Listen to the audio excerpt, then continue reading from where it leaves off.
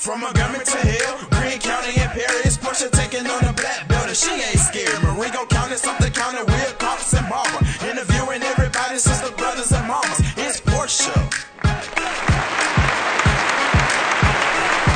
we're going to talk about what's been going on in Alabama politics. So recently, I got an article in the mail. I got an article. Did you hear what I said? I said I got an article in the mail. First of all, don't nobody do that no more, so you know that's all. So I just want to give you guys an update on two bills that we've been watching. A 30-minute, well, about 5:30, 6 o'clock, HB 49, House Bill 496 passed in the House. For those of you not familiar with HB 496 for sexual assault centers, that's a really, I'm excited about it. That's a really big deal. And what that bill would do, and I just want to make sure that I get it correctly, the bill revises Alabama laws regarding sexual offenses. The definition of forcible compulsion has been expanded to include threatened use, whether expressed or implied, of physical force, violence, confinement, restraint, physical injury, or death. Forcible compulsion would no longer require proof of resistance by the victim or survivor. It incorporates well-established case law into definitions. It amends the term deviant sexual intercourse to sodomy. It removes the requirement within certain offenses that the victim survivor be the opposite gender of the perpetrator. Yeah, because in our law, it was, same-sex rape wasn't always looked at as that. Absolutely. So it removes the requirement within certain offenses that the victim survivor be of the opposite sex. So in certain offenses, the victim and the survivor had to be of the opposite sex, as if women can't rape women and men can't rape women. Yeah, believe that or not. It combines the term mental defective, mental incapacity, and physical helpless into the term of incapacitated. It also amends the sexual torture statute to include not only torture within an object, but mutilation, burning, crushing, wounding, or assaulting the sex organ or intimate parts of another person. It states that asking the defendant to use a condom or other birth control device alone without additional evidence of consent is not consent. So what that means is, before in our life, said that, cases happen that, saying, well, she asked me to put on a condom. Well, if I'm getting ready to be raped and I don't know you, of course I may say that. So that doesn't mean that a person gives consent because of that reason. It is to protect that particular individual. It adds with or without his or her consent to make sodomy consistent with sexual intercourse in the sexual misconduct statute. It amends the HIV testing lane to prevent a reduction of funding provided from the Violence Against Women Act, and it amends the child pornography laws to bring them up to date with how images are distributed now, no longer require the distribution for monetary consideration. So before, in our particular law, as it relates to child pornography law, it said that you had to have some type of exchange of money. And so now that says that it is not so. As y'all see, Sanchez is coming out, so hopefully we can get this going real quick. And then it said, there you go, golly. All right, and then the last part of the law is it updates to the definition of sexual contact to include touching that occurs through clothing without regard to marital status. So it doesn't matter if you're married or not. That can also be it. So that bill just passed, and we're excited about it because it's going to help with our cases. Because a lot of the times, the cases that we encounter as it relates to sexual assault, I'm telling you guys, for every 100 case of rape, only 4 get prosecuted. And part of it is the way that the law is written. And so this bill is exciting, HB 496. Shout out to the House for finally doing something right. But HB 496 definitely passed today, and we're very excited for our survivors of sexual assault. All right, so those are exciting news. I just want to get at that there's going on in the state that's important to me. So now I go to the Senate for them to concur. The plan is for the Senate to bring it up on Tuesday. And then there is no anticipated problem with this. So if all goes well, the bill will pass Tuesday, move on to Governor Ivey's office. And so we're excited about that particular news. All right, so now we have Mr. Sanchez Watkins. Look, it took forever. I said they're going to think we on time. That's what they're going to think. So let's see. Ada David, she said, thanks for breaking it down. My mom said, hello, Sanchez. Hello. Miss Peter Foster said, great information. Yes, ma'am. The bill is HB 496. Yeah, HB 496. So we're live here, and we have Mr. Sanchez Watkins, who is the only African American councilman in the city of Guntersville. But he's also a force that I love to death. That because one, he don't play the radio, he know his stuff, and he definitely worked for his district. So y'all give it up for Sanchez. Thank you for finally joining the show. Yes.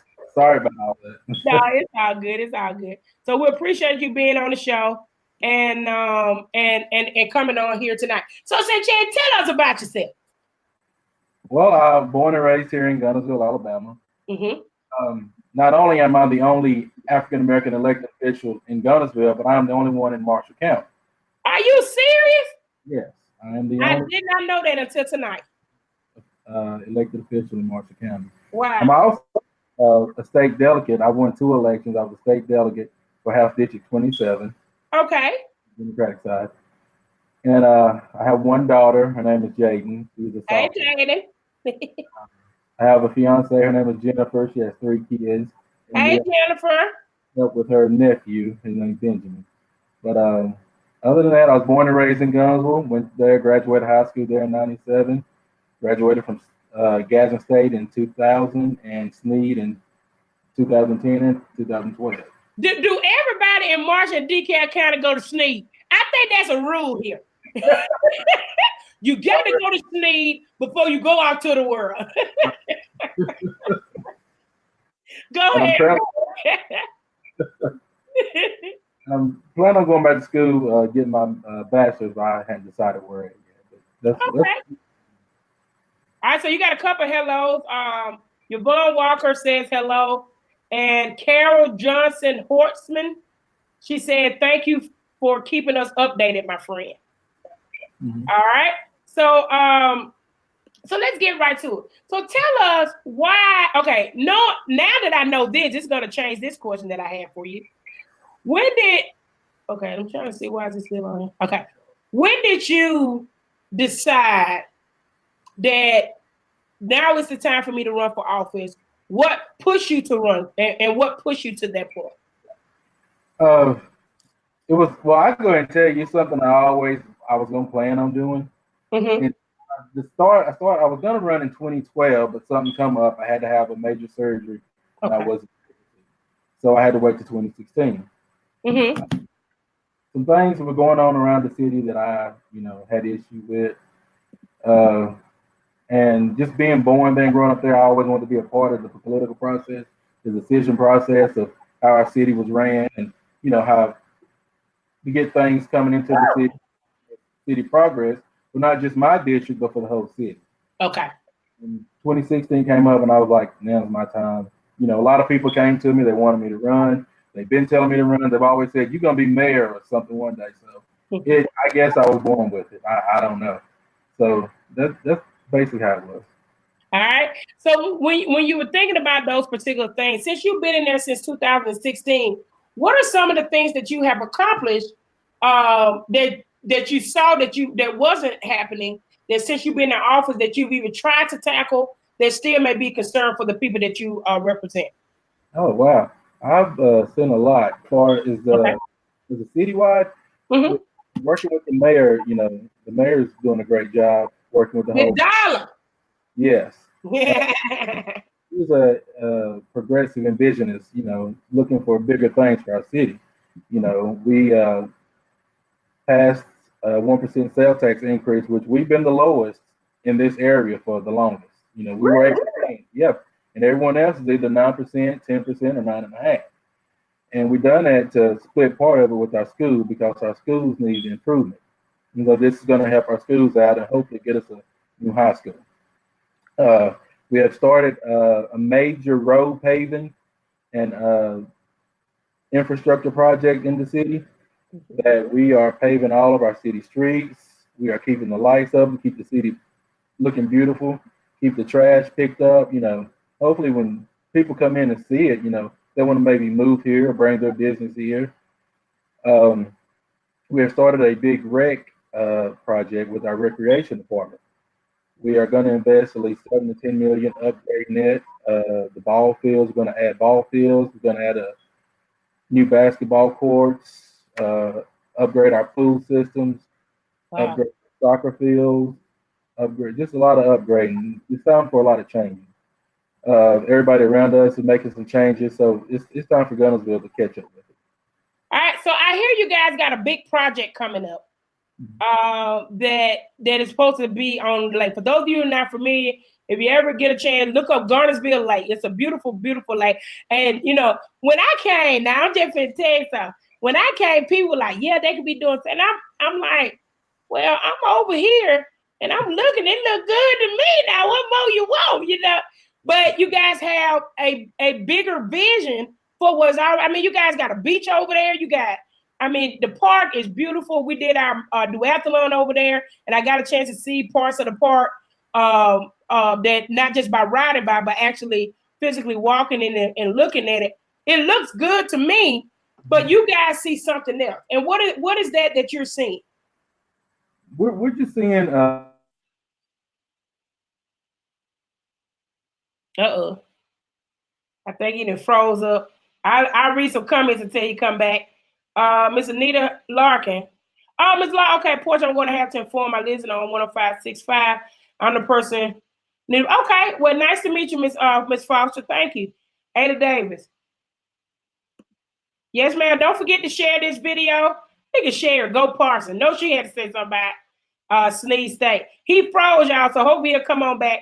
Hey, Mary Jeffries. Good for you to come on. Thank you guys for tuning in. As he comes back from there, so I definitely appreciate it. All right, so you were talking. I was asking you about what do you see that the people are not seeing. Go ahead. we're just seeing a bigger uh, impact of what the our resources, especially the lake, will have not for just Guntersville, but for Marshall County as a whole. If you can remember last year, the boat races, Yeah. brought in 11,500 people from all over the country, and either from different countries, you know, close by, you know, Canada, Mexico. You know, we had a lot to come and watch the boat races. And what we're going to do is take that and utilize it to bring in more. You get what I'm saying? We're going to bring in, you know, bigger fishing tournament, you know, national stuff, TV shows. People are coming inquiring about it. Just anything we can to use which the lake is our main resource. Right. Think about it. We're just looking to expand. You know, we got the Harbor City project coming, which is going to bring in businesses and an amphitheater that can hold up to 8,000 people. You know, wow. Concerts. The city project is one of the main things that we are really working on. We're hoping to break ground with that in this fall. It's going to be shopping center. It's going to be a boardwalk. It's going to be wow. just a lot of something different. You know, instead of it just sitting there, you know, we're going to have the park where you can pull your boats up and get out and still enjoy things. But, you know, we're going to have this to where, you know, we can bring in a whole lot for the city. People come in, have a nice meal, then get back on your boat and ride around. You know, you've never been able to do that here before. And so I think that's going to be totally different. Well, here's my okay. You guys are this is a rural area. And where I'm from, we have a similar place that's similar to Guntersville. What my question is to you, how are y'all able to do how are y'all able to do these things that you guys have been doing, being that your constituent, you know what I'm saying, is not too many more people than what we have down there, you know, and things like that. But how are you guys able to drive the way that you've been driving to attract and come up with these ideas and actually implement them? We get asked that a lot, and I understand what you're saying because we're only a city of 8,000. That's what I'm saying. And we don't have Huntsville or Gadsden's budget, but we have a budget to where we can maintain to help help out our, our businesses, our communities that way. I guess it's just good budgeting and good planning that on the mayor and the council part, and we got like the downtown merchants, they do a lot like the Christmas thing and, the fall festivals, that kind of thing. It's really all of us working together, not just the mayor and council, but the city as a whole. And we got people to get out there like our Visitors Bureau and our chambers to help bring some of this together. And it's out there. A lot of we lucky to have the resources we have, which is the mountains and the lakes. And it brings in a lot. And we have just taken that beauty and that natural gift and just worked with it through the years and come up with all this. And it's worked out. It's worked out great. And there's a lot more to come to where we are gonna Guntersville is gonna look totally different in the next 10 years or so. I'm just totally different place. When I heard about the boardwalk, I was like, this town ain't got for 7,000 to 8,000 folks.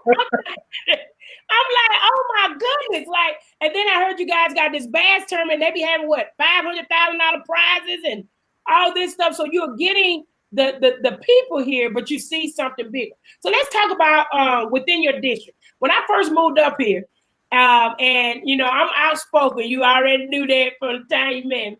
And so people like, are you from here or whatever? And then they were like, don't go to the hill. That's what they told me. Mm-hmm. Don't go to the hill. Right. And me being the person I am, that's where I'm gonna go, Why do you think your area gets such a bad reputation? Because honestly, when I went there, I went to my side, I told you this before, but I went to my side, I felt love from the time I walked in that place. Even though I haven't been back in a while, when I see those people, they remember me. Tracy, my coworker, Sam, all them, good, great people. Why do you think that area gets such a bad reputation? Is it because it's the only minority area in the city? Or is it because, what is it about? Well, it goes back to the history of, basically, I hate to say it, but a lot of people still think that way about minorities in 2019. So, that's part of it. But basically, it goes back to where, especially in the 80s and 90s, there was a big crime problem, a big crime explosion. And back then, we didn't know how to handle it. We didn't have neighborhood watches. We didn't have community or civic organizations. And we didn't have people like myself, which I was younger then, speaking out. But as I got older, it was one of the things that I done myself, along with some other people. We, wanted to see change. We knew our community was better than that. We wanted to see the drugs out. We wanted to see the crime out, the violence. And so it's still there, which is everywhere, but it's not as bad as it used to be. Okay. We have, working with our community leaders, the police department, our people like that, we made strides. It's not as bad as it was. Okay. I'm out there every day. Even with the fall festival, I had a great time at the fall festival. I didn't feel threatened or anything like that. You know what I mean? Like, I just hate that area has a bad reputation. But I understand, saying most of the time in minority community that comes up. Anita Foster, she said, it's Guntersville, like Huntsville, it's Guntersville. Mary, she was complimenting on what it was that you said people want to change, as you were talking about how y'all was able to do that. Sharon, help her, Lord. Tell them how great Geraldine is. Don't say that about Geraldine. Ada, that's not, Ada David, she said, that's not luck, Sanchez. That is a blessing because you guys are working together. In small towns like you, people don't want the town to prosper. Yeah, that's true, Miss Jerry. In small towns like what you're doing, how important is working together with your county commission, with your state reps, with your federal reps? How important is that everybody collectively come together in order to see the community move like your town of 7,000 to 8,000 people is moving? It is very important, and I'm so glad you asked that question. Working with our House representative and our senators on the state level, in my district, it never happened before. I am the first councilman from my district to make that work, and that always bothered. That always bothered me. There was money out there for my district, for our city, that they tell me now, hey, come talk to us. Let's work on something. Let's work on some projects. Let's get something going for the kids. Let's get something going for the community. And that was never done before. And I see a change that's coming our way through that. And I really like that, because our legislators are there to help us, whether they're Democrat or Republican. Correct. I can say about it, I can work with both. I may be a Democrat, on the state level, as they do, but I can work with the Republicans just as well, especially when it benefits my people. And by my people, that means the city. I'm not just the Lakeview community, but everybody. And that's another thing you have to work on. You have to work for everyone. You can't pick and choose certain church people or church members or certain things. You have to get out there and be involved in all of it. And that's what I try to do. You have to work for the blacks just as well as you have to work for the whites and everybody else in the community. And like me and you talked earlier, I have a growing Haitian population that I try to reach out to. And I thank God you had that meeting to where I now know how to approach them and, work with them. And I'm trying to get them, more involved in it too, because, they're here and they're going to be here and they need to be active as well. They're going to be upstairs and, need to get their part as well. The group that he's talking about, the board that we talking about, in my job, Family Services in North Alabama, put together, Sherry was adamant about putting together a minority board. And when I got on board, that's one of the things that I did. So Sherry was, after I went to the Guntersville City Council, one of the things I respected about him, so because sometimes, and I ain't trying to throw shade at nobody, but sometimes when you go to a predominantly white area and you have an African American that sits on the city council, a lot of time they're not real folk. But one of the things that Santee that I respected about him, that even though when I was sitting up there, when he came in, he greeted me. That was the first thing. The second thing is when I spoke, he was engaged. And then after I asked him about it, and he responded. And so he's a part of our minority board. And what our minority board includes, it includes all minorities, deaf and blind. It also includes the Haitian community. A lot of people don't know this. I didn't until I came up here, that the Haitian community is a big community here in Marshall County.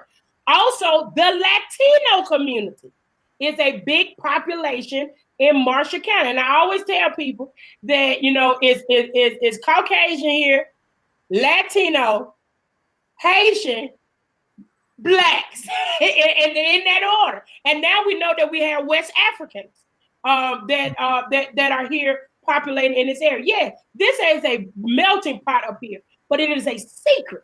And that's what I'm glad that you brought up, because that was going to be my next question to you is, how is it that this melting pot that is here in the state of Alabama, why is it such a secret, and how has it been kept a secret for so long? He gone. No, I'm here. Okay. Yeah. How has it been kept? Because when I got up here, Santee, I told you that before, it was a culture shock. Right. I'm like, I thought, because Sherry told me, she said, you may stick out like a sore thumb, because I kind of knew, with Caucasian, but it's a slew of Latinos that's up here. Then that's a population that you really don't hear anything about. But then when I got here and I saw Haitian, and that's one of the things that I do in my trainings, is I tell, officers, when you were doing your report, put Haitian. They ain't black, they Haitian. Right. And part of the reason why is so when I'm reporting back to the state, and I'm finna tell you, they told her we were lying. Oh, girl, ain't no Haitians up there. The Latino, yes, sir. We had to prove it. And so that's my question coming back to what I was asking. Why do you think that that's something that's not told? I don't know. Okay. But I do know that it's coming out more and more because of they're growing and they're becoming a big economic factor down in this area. If you take the Hispanic away, even the Haitian away, and the West African way, this county, this area would fold. It really Yeah. would. I mean, Yeah, and and you come to see it. and that's one of the things that when we was on the morning, and this just to let you guys know, the minority board consists of everyone for those particular communities, and we have conversation. That's why he said that he knows now how to address. The biggest problem of building a community is not talking to each other, and so there was an opportunity for all of us to come together. So he's able to go back and report and say, well, that's not necessarily true. Maybe you should try it this way. Maybe you should sit down with this person to better get into those communities. And so I think it's important that we understand what he's trying to say is that the chicken plants in this area, these for people that are tuning in and not from here, there's a lot of chicken plants up here. And a lot of their employees come from the communities that he just named.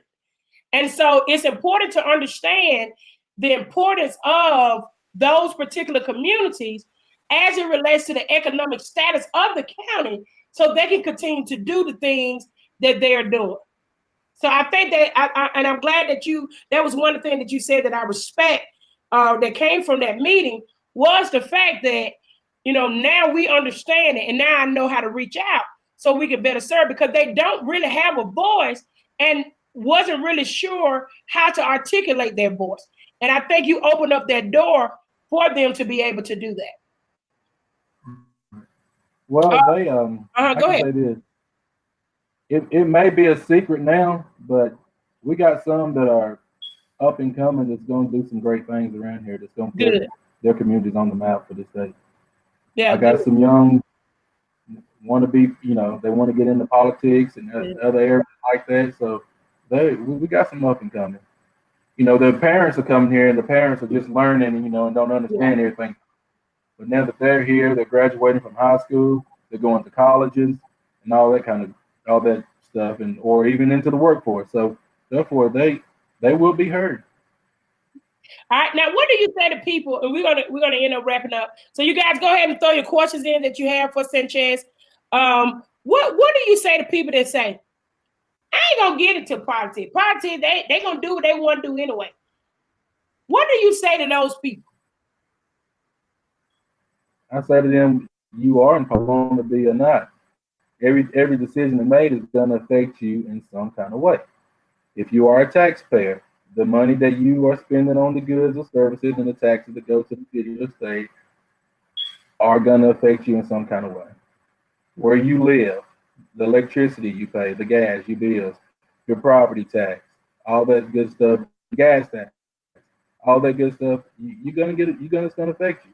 Might as well get involved and have a voice in it, so that way, that's what I like anyway. I like to hear from my people. I like to hear their thoughts, their opinions, that kind of thing, because that's what my drive is, to let people know that, they got my support, or whether they don't support me, let's talk about it, let's see where we can meet up.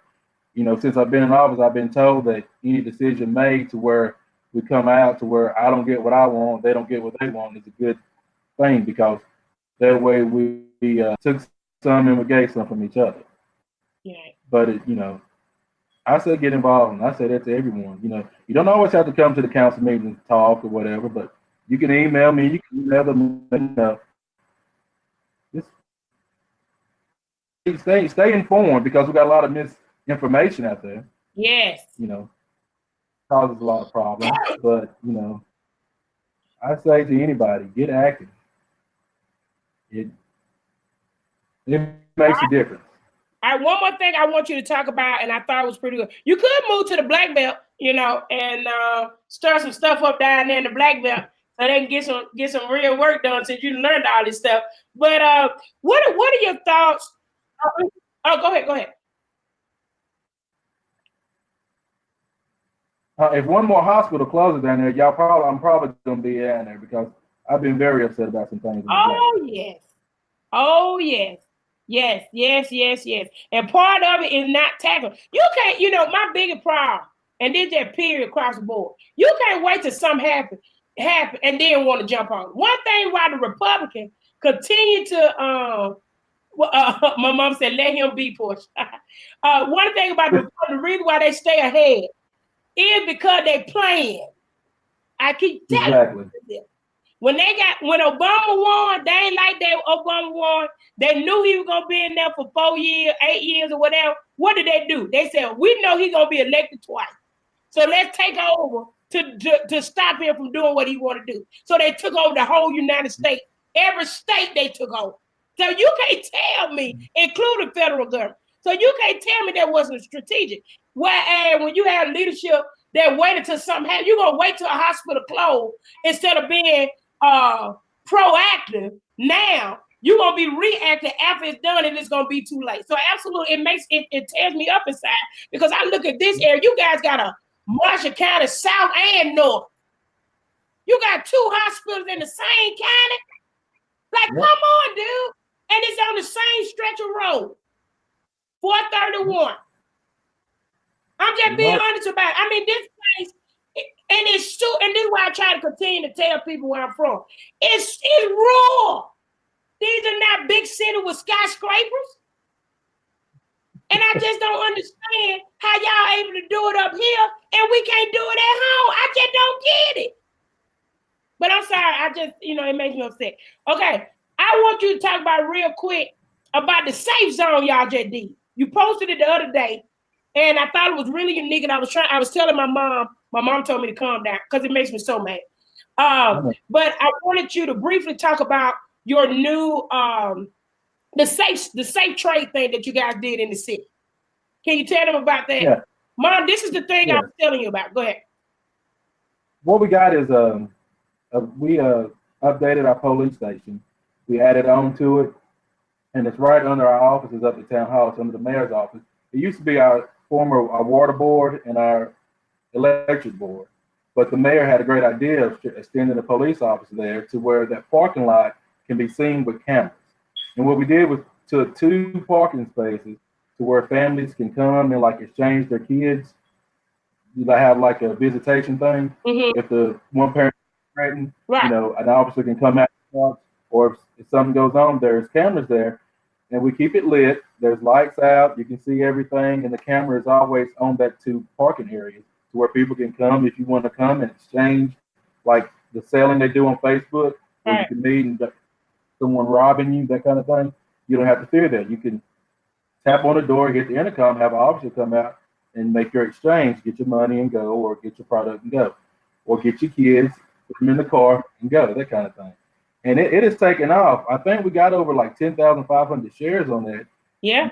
The comments, people are happy about it, and we didn't think it was going to be that, but it is. It's the simple things like that that really I like. And that shows that you paying attention to what's happening in the community, because those things are, that go back to be proactive. Instead of waiting until something happens, let's go ahead and come up with this to look out for the citizens. Anything that you want to lead the people that are watching here tonight as it relates to being an elected official in a rural area, how, touching on again the importance of community involvement, and then also, what's next for you, and what do you see next for the future as it relates to politics? As for me, I'm going to stay in it as long as they have me. So I'm going to continue to work in the community, whether I'm elected or not. So, but I want to say to people, get out there. They're taking women's rights away. I go to Montgomery a lot, and I stand out there and I go in there and talk. If you sit back and wait and keep quiet about things, it's just only going to continue. You can't sit back and not voice your opinion. We are Americans. We have that right. We have the freedom of speech to do that. Get out there and let yourself be heard. Try to make a change. It's hard sometimes, I know, but try to work with the opposite side. You have to come together in some kind of way. You just can't let them win and shut down and walk away. You have to stay there and fight. You have to stay there, and I don't mean violently fight, but you have to stay there and then do your part.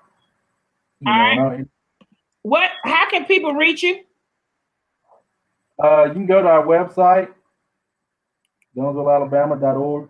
Guntersville, I'm typing it in, GuntersvilleAlabama.org. Okay. And it has all the contact information on there. Oh, you got a couple of comments. My mom said, keep up the good work. And she said she's looking forward to your next level. Okay. It might be. State or national. Come on, help the black belt out. I see you now. Yeah. Sherry said, maybe. Oh, go ahead. I said it may be state. I don't know about national, maybe state. Okay. Sherry said, help up, my goodness. She said, Geraldine has a big pond that's really pretty, and they've got a splash pad. Don't even say that, Santee. Don't even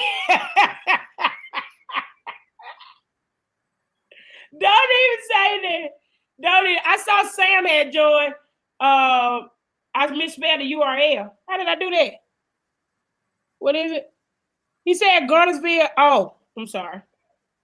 It's www.guntersvillealabama.org.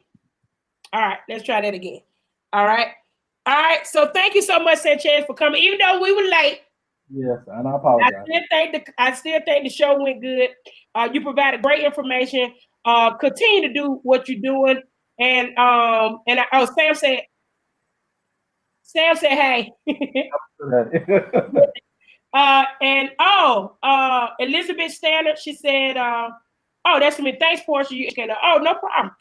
Thank you so much for doing that. I'll see you on the 29th for our meeting. Yeah, for our meeting. Oh, Sam just sent something. She said, oh, she was at the ball field. Well, Sanchez was late anyway, Sam. So, yeah.